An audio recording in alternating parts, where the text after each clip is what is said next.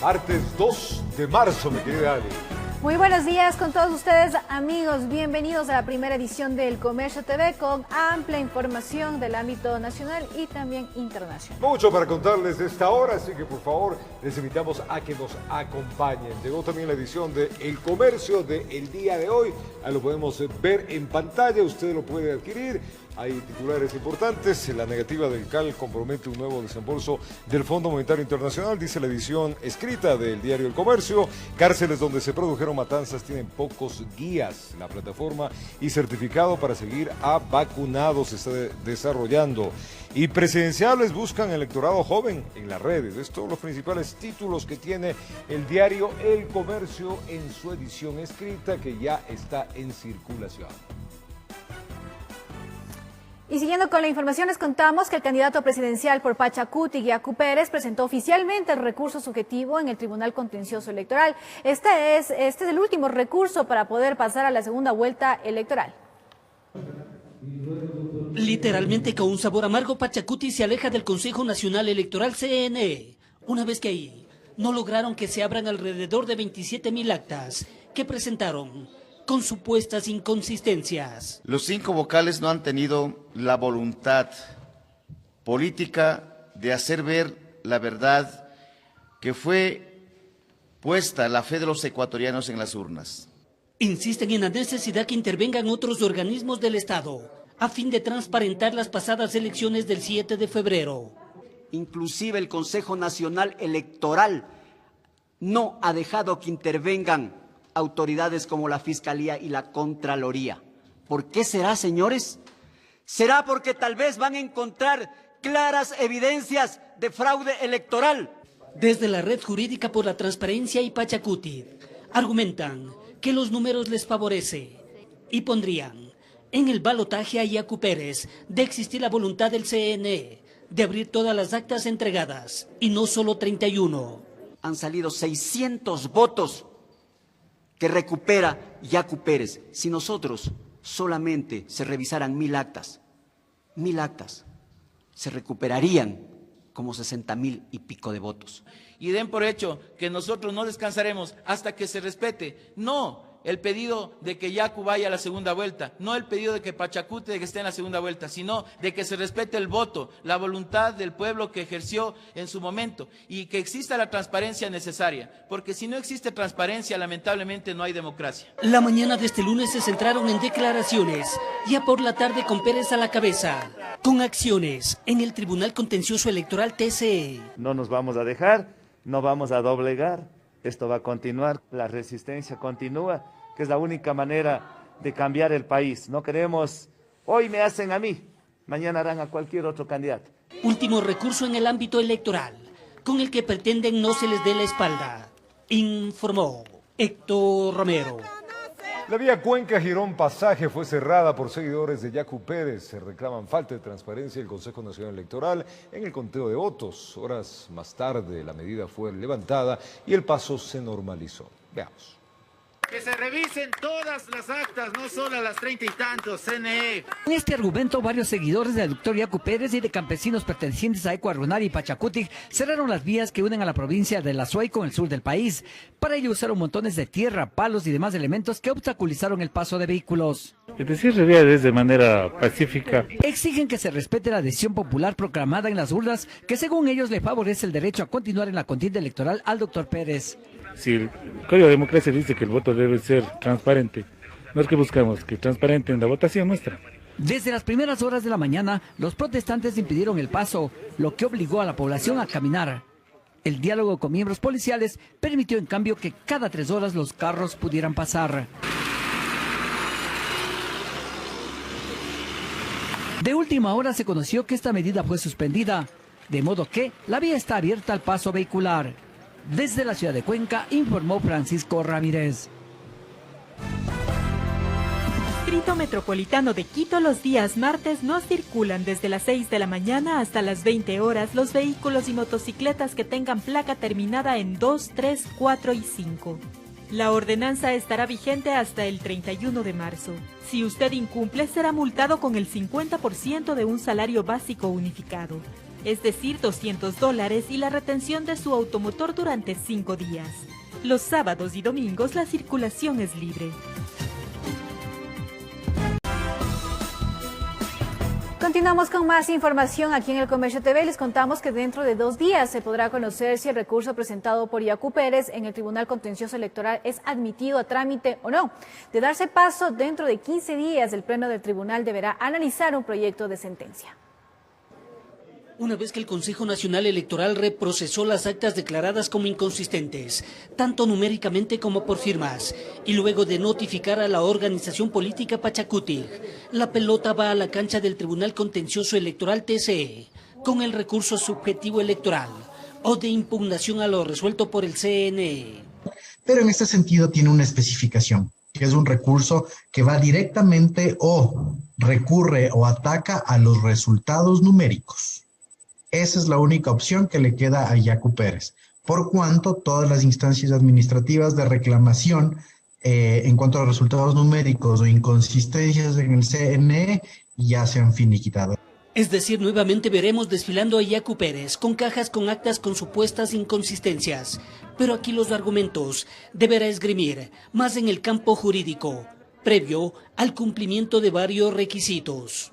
Especificar qué acción específica del CNE o de las juntas provinciales electorales vulneraron los derechos. Determinar claramente en qué momento del proceso electoral se violentaron estos derechos o hubo esta transgresión a los resultados numéricos. Presentado el recurso, se tiene que designar al juez ponente de la causa mediante sorteo, para dentro de 2 días resolver si se admite a trámite. Después de la admisión a trámite, este juez tiene el plazo de 15 días para resolverlo y presentar un proyecto de sentencia. El que será conocido por el Pleno del TCE, votando a favor o en contra del pedido de Pachacutic.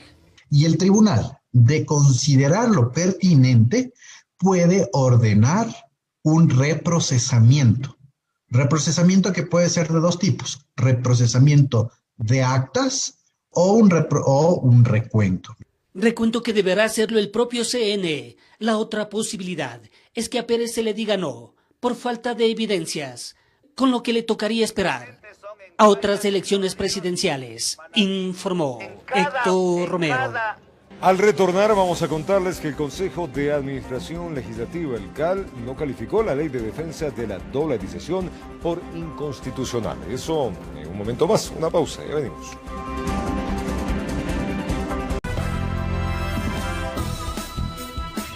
Y seguimos con más información en esta mañana del 2 de marzo. Vamos a contarles ahora que el Consejo de Administración Legislativa, el CAL, no calificó el proyecto de la Ley de Defensa de la Dolarización que propone reformas al Código Monetario y Financiero por presunta inconstitucionalidad en la normativa. El proyecto fue devuelto por segunda vez al Ejecutivo. Veamos. Con 4 votos a favor, 2 abstenciones y 1 en contra, el Consejo de Administración Legislativa CAL no califica por segunda ocasión el proyecto de ley de defensa de la dolarización que contempla reformas al Código Monetario y Financiero. Esto tras considerar que existen inconstitucionalidades por los siguientes motivos. Definitivamente está transgrediendo más o menos 14 de los artículos estarían transgrediendo la Constitución de la República. Uno de ellos, por ejemplo, que está alineado a quitar competencias a la Junta Monetaria y entregarle al Banco Central. De alguna manera pretenden privatizarlo. Y todo esto va también encaminado a un segundo momento, que la Asamblea Nacional sea quien designe a los integrantes de la Junta, algo que en la Constitución está determinado que es el presidente de la República. Cristina Reyes, la única asambleísta que estuvo a favor de que el proyecto sea calificado, indicó que no es competencia del CAL identificar si la normativa es o no inconstitucional. Su única competencia es verificar el cumplimiento o no de los requisitos de ley para calificar un proyecto. Argumento que también es respaldado por el constitucionalista Ismael Quintana.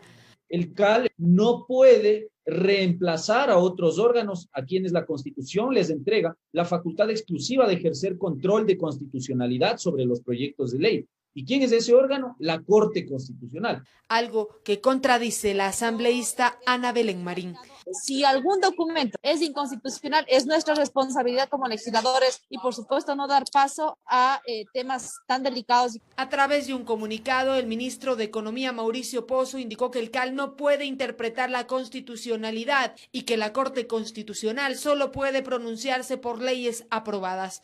Reiteró que la propuesta de reforma legal será remitida a la Asamblea las veces que sean necesarias con el fin de proteger la dolarización. Este proyecto de ley es uno de los acuerdos que alcanzó el gobierno con el Fondo Monetario Internacional, informó Valeria Navarro. Y Ecuador eliminó 633 trámites que se realizaban de manera presencial y espera hasta septiembre dar de baja a otros 400. De esta forma, se pretende que el 95% de estas diligencias en el país se realicen vía online. El presidente de la República, Lenín Moreno, destacó los logros de la transformación digital en la nación. Durante el evento Ecuador, un país digitalizado, un país moderno, autoridades del gobierno indicaron que en un año se han eliminado 633 trámites. Y que inciden de manera directa a los costos de producción.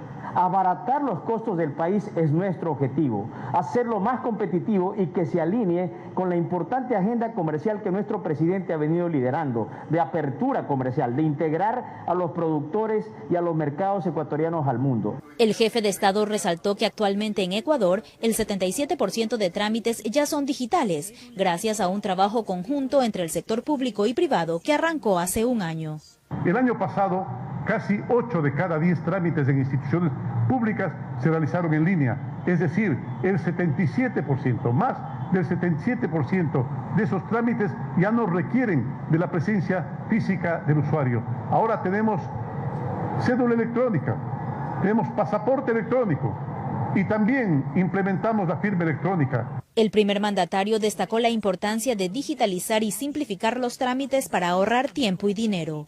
Todo se vuelve más eficiente. Esto aporta, sin duda alguna, al desarrollo del país, porque dinamiza la economía, porque beneficia al productor, al vendedor, al comprador. A la final, todos resultamos ganando.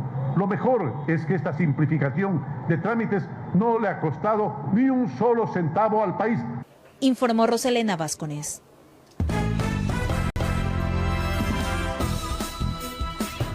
A un año de la pandemia. Y para hablar un poco de a un año de la pandemia, hemos invitado en esta parte de nuestro noticiero, en el Comercio de la Mañana, al doctor Daniel Simancas, epidemiólogo de la Universidad Tecnológica Equinoccial. Doctor Simancas, un placer saludarle. Buenos días en este día frío. Está haciendo frío en la ciudad de Quito. ¿Cómo está usted? Buenos días. Muy bien, pues aguantando el frío y la pandemia. Bueno, nos toca a todos, doctor Simancas, a un año de la pandemia. ¿Cuál es la situación de Ecuador y el mundo de acuerdo a su criterio? Bueno, estamos ante un ciclo de subidas y bajadas, un ciclo epidemiológico dependiendo del país y la región. La gente no alcanza, los países no alcanzan inmunidad de rebaño por las reinfecciones, por las variantes. Así que necesitamos definitivamente una ayuda extra y esta es la vacuna, ¿no?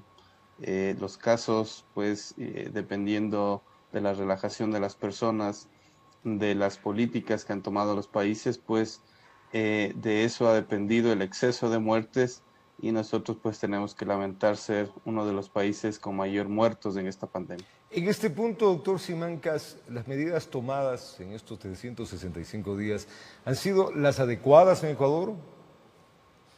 Definitivamente no, nos ha faltado muchísimo y es tan solo de bajar a lo que está pasando a la realidad de una familia. Cuando una familia se infecta, no tiene acceso a pruebas, tiene que sacar de su bolsillo, no tiene acceso a medicinas.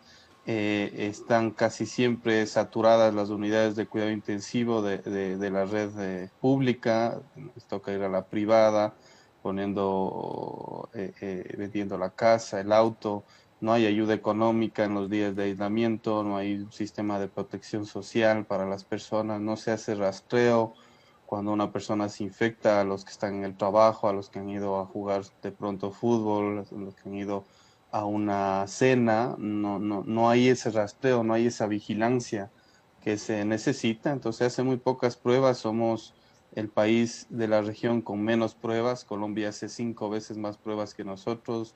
Chile hace 10 veces más pruebas por cada 1000 habitantes.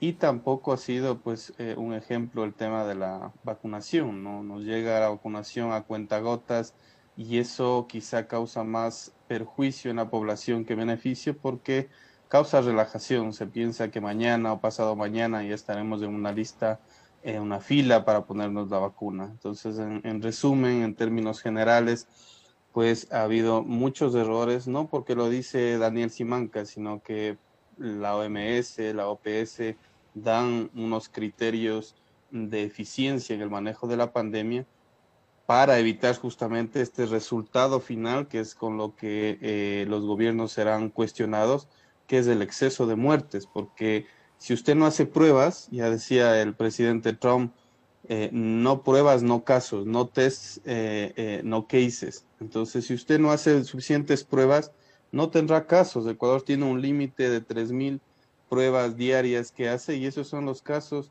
que podemos ver. Es decir, estamos viendo la punta del iceberg y no vemos todo lo que pasa en el país. Vemos solamente los casos graves y no vemos los asintomáticos. Usted ha escuchado que se han detectado 50, 60 asintomáticos en un centro comercial, en una dependencia pública. No se hace absolutamente nada por los asintomáticos, y ellos son los que están caminando infectados en los centros comerciales, en los restaurantes, en los bares, en los karaokes, y eso es los que nos causan muchísimo estrago. De acuerdo. Se ha hecho una politización de las vacunas, se ha entregado a la carta, y eso es lamentable porque transgrede la ética y la moral. De acuerdo a su criterio, doctor Simancas, y su conocimiento básicamente de lo que nos está indicando, que no hay un seguimiento adecuado a la población infectada, el Ecuador tiene a esta altura alrededor de 268.000 casos reportados por el Ministerio de Salud de los infectados.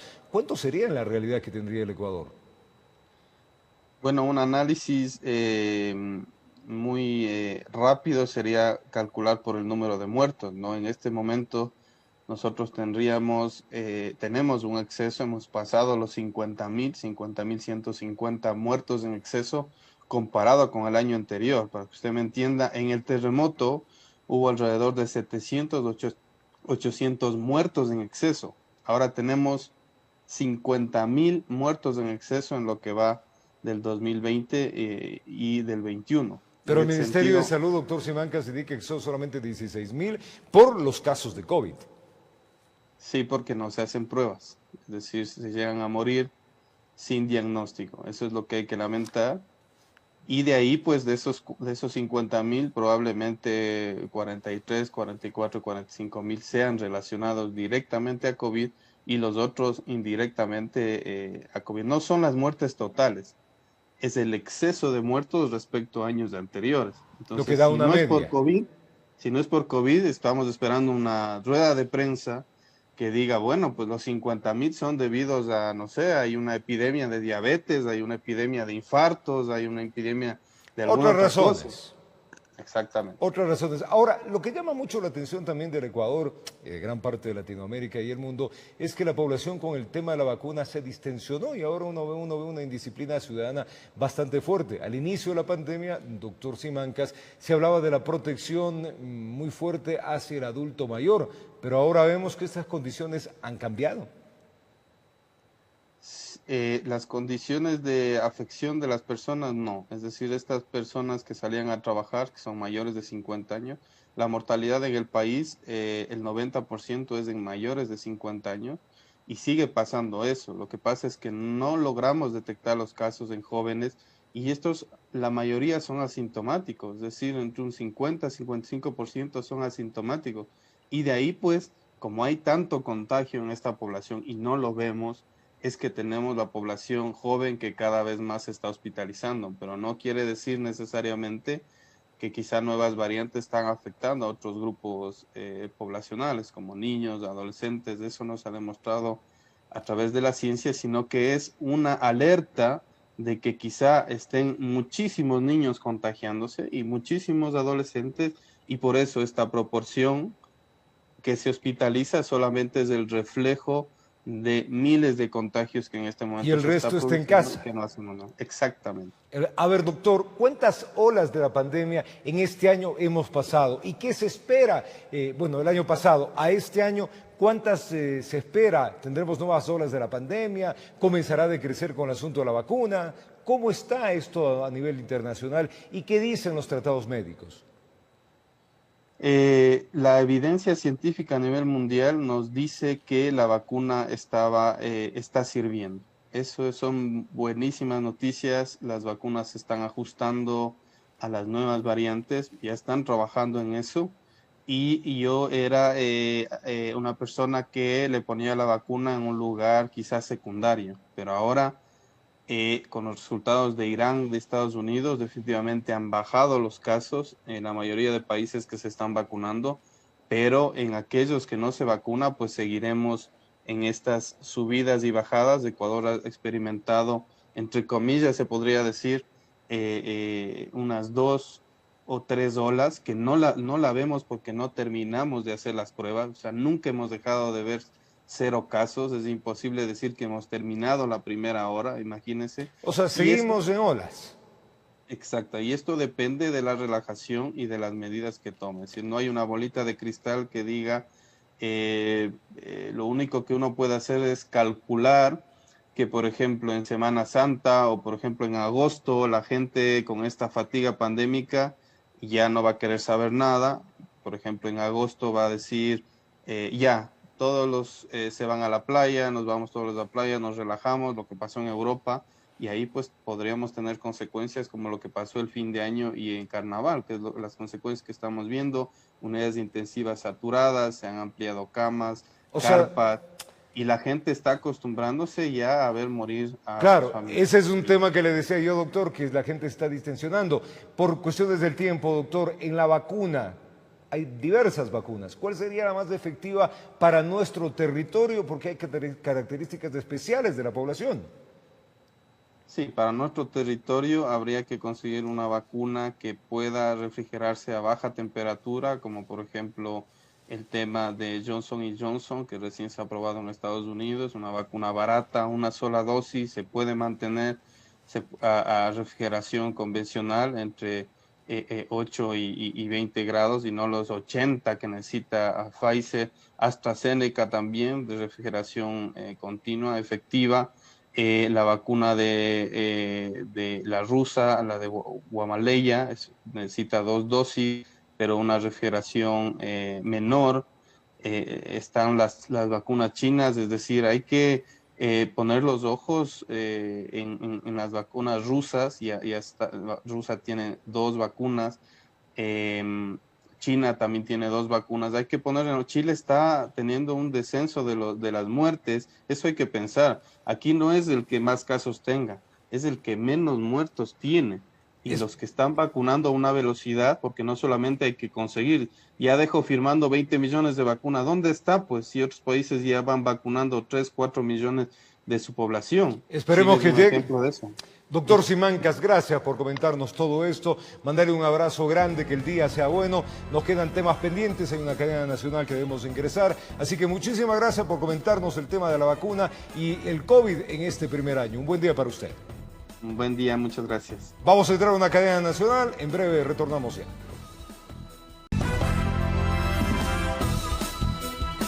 Continuamos con más información y es que el 40% de los productos de desinfección que se comercializan en el país son de procedencia clandestina. La empresa privada alerta que la venta de químicos sin registro sanitario se incrementó por las redes sociales a raíz de la pandemia. En redes sociales es común la venta de productos de desinfección e higiene por la pandemia, pero hay que estar alerta sobre el peligro de usar químicos sin registro sanitario, que no garantizan una real limpieza, lo que podría generar una falsa sensación de seguridad. Ha habido una proliferación inmensa de cantidad de productos de esta índole, como cloros informales, desinfectantes informales que se comercializan a través de las redes sociales. Según las cifras del sector privado, en Ecuador la fabricación del cloro ilegal mueve alrededor de 20 millones de dólares anuales y el 40% de los productos de desinfección que se comercializan son de procedencia clandestina. El fijarse en características de los productos como el etiquetado y normas sanitarias son algunas recomendaciones. Cuando vemos que los porcentajes comienzan a crecer y cuando ya vemos que avanza y esto ya puede llegar a un descontrol, y el descontrol también está íntimamente relacionado con el tema de las infecciones y de la salud. La Agencia Nacional de Regulación, Control y Vigilancia Sanitaria ha realizado alrededor de 1.300 controles en establecimientos, además 300 verificaciones sobre la calidad de los productos que se comercializan en el país. Las multas son económicas, de 10 salarios básicos unificados, y además de eso, suspensión, clausura temporal o definitiva del establecimiento que está comercializando ese tipo de productos. El principal problema de la venta ilegal de desinfectantes es el riesgo para la salud. El desconocimiento y los precios más bajos motivan a las personas a adquirir productos en las calles o redes sociales. ¿Qué recomendamos nosotros en la parte médica y qué recomendamos nosotros ahorita como empresa privada? Es comprar en lugares donde haya los registros sanitarios adecuados. Las autoridades hacen un llamado a denunciar este tipo de casos. Informó Priscila Cadena. 11 millones de toneladas de plástico llegan al mar cada año. Esto genera una gran contaminación ambiental que no solo afecta a la fauna marina, sino también al ser humano. Ecuador, Alemania, Ghana trabajan en una cooperación para poder reducir el impacto en la biodiversidad que se podría incrementar, dicen, en pocos años. Veamos. El pasado 4 de noviembre de 2020, la Asamblea Nacional aprobó la Ley para la Regulación de Plásticos de un Solo Uso. Y aunque la aplicación de esta ley es progresiva, muy pocos cambios se han podido apreciar en el país. 11 millones de toneladas de plásticos llegan al océano cada año. Es decir, eso es más o menos, haga de cuenta, una volqueta de plásticos por minuto que se botan en el mar. Pero estas toneladas de plásticos no solo se convierten en basura visible, se degradan en microplásticos dependiendo del material con el que estén elaborados. ¿Y cómo afectan al ser humano? Cuando el plástico se degrada y se convierte en micropartículas ya no se ve. ¿Y qué sucede? Que los peces lo consumen. ¿Y qué pasa después? Que nosotros consumimos los peces. Más o menos nosotros los que comemos pescado, nos comemos una tarjeta de crédito, lo equivalente a una tarjeta de crédito por año. En plásticos, en microplásticos que no vemos. Por lo tanto, no se trata únicamente de generar recipientes o envases desechables con materiales que se puedan reciclar. Que un plástico sea reciclable en teoría no significa que efectivamente se esté reciclando. Una cosa es un plástico que se degrada en micropartículas de plástico rápidamente, que no es lo más conveniente. Otra cosa es el verdadero plástico biodegradable, que no es que se degrada en micropartículas, sino que se degrada químicamente y deja de ser plástico, digamos. Según datos del INEC, hasta el 2019 únicamente el 5.94% de hogares separaban la basura y enviaban los plásticos a un centro de acopio, mientras que el 52.72% de hogares mezclaban los plásticos con la basura común. Además, el 24.27% llevan sus compras en fundas reutilizables tipo tela y el 73.85% usan fundas plásticas. Es importante cambiar la conciencia ciudadana para que se clasifique la basura y se complete el proceso de reciclaje. Dar a conocer cuáles son los hábitos que podemos cambiar para contribuir con la solución, porque si bien todos somos parte del problema, digamos, también podemos ser parte de la solución al cambiar hábitos sencillos. Para combatir la contaminación plástica marina, Ecuador, Alemania y Ghana preparan una reunión ministerial para adoptar un acuerdo global que promueva la reducción del uso de estos materiales. Informó Sara Naranjo. De vuelta a nuestro país, un intento de amotinamiento se registró este lunes en el pabellón de mediana seguridad en la penitenciaría de Cotopaxi. Cerca de 250 uniformados, entre miembros de policía y militares, se desplegaron en el operativo de control en este centro carcelario. Veamos. En los pabellones de mediana y mínima seguridad se registró un nuevo amotinamiento de los privados de la libertad. Las diferentes unidades tácticas de la Policía Nacional llegaron al centro de rehabilitación. Posiblemente hubo un amotinamiento en mediana, pero personal policial controlamos el punto y no existe ninguna novedad importante en este momento. Nuestro personal se encuentra en las terrazas con el helicóptero y intervenimos, pero no hubo ningún desmán ni nada por el estilo. 5 PPL se cruzaron de mínima a mediana seguridad, nada más, no existe ninguna novedad. 150 miembros policiales intervinieron en el control del pabellón. Ante una supuesta retención de 5 agentes, el jefe de la policía indicó: no están retenidos, cuando llegamos no están retenidos los guardias. Es la situación, está controlada la situación en el PP. De igual manera, 100 hombres de la Brigada de Fuerzas Especiales número 9 Patria prestó su contingente en la parte exterior del centro de rehabilitación. Desde el momento que han iniciado estos incidentes en estos centros, hemos recibido la misión de poder ayudar o de poder cooperar con la institución, la Policía Nacional, en ejecutar cierta seguridad en el círculo o exterior externo. De la misma manera, estamos ejecutando operaciones de control de armas, munición y explosivos en inmediaciones de estos centros carcelarios. En los exteriores, familiares de los PPLs se mostraron preocupados al no saber nada de sus seres queridos. Preocupados porque no sabemos qué pasa adentro. No sabemos de los familiares, nada. No sé nada de mi esposo desde que lo trajeron, dice que está aislado, no sabemos nada hasta ahorita. Y ahorita venimos porque dijeron que hoy vengamos, pero se ve que nada todavía. Informó Natalie Guerrero.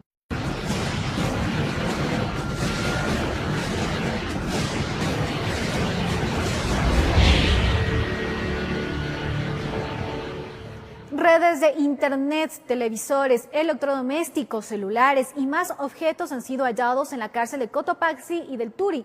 Analistas hablan sobre los privilegios de los privados de la libertad al interior de los centros penitenciarios. Hay PPLs en las cárceles que tienen privilegios, es un hecho. En la cárcel de Cotopaxi en los últimos días, en uno de los operativos hallaron esto: gran cantidad de armas artesanales, licor, un computador e incluso un plasma.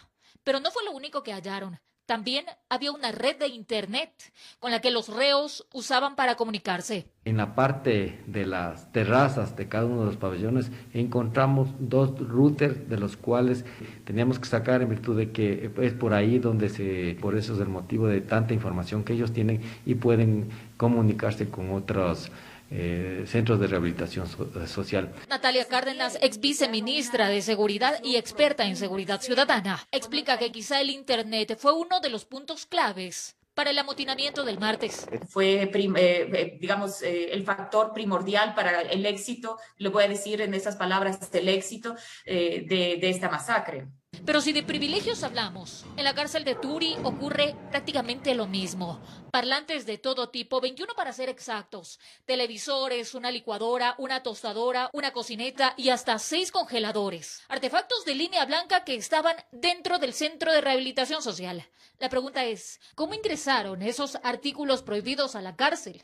El ex subsecretario de Rehabilitación, Ricardo Camacho, cree saberlo. Tuvieron que haber entrado por los filtros originales, o tuvieron que haber entrado por otro camino, que puede ser vehículos que ingresan extrañamente a los centros carcelarios y no son revisados, pueden haber entrado por los camiones de la comida. Camacho sostiene que existe una responsabilidad compartida, pues si los objetos logran ingresar, es porque alguien se los permitió. Y claro, aquellas personas que dejan ingresar las cosas tienen una muy buena cooperación económicamente, pues es muy rentable este servicio. Y es que existe la necesidad inmediata de la toma de decisiones urgentes en un sistema de rehabilitación que desnuda falencias.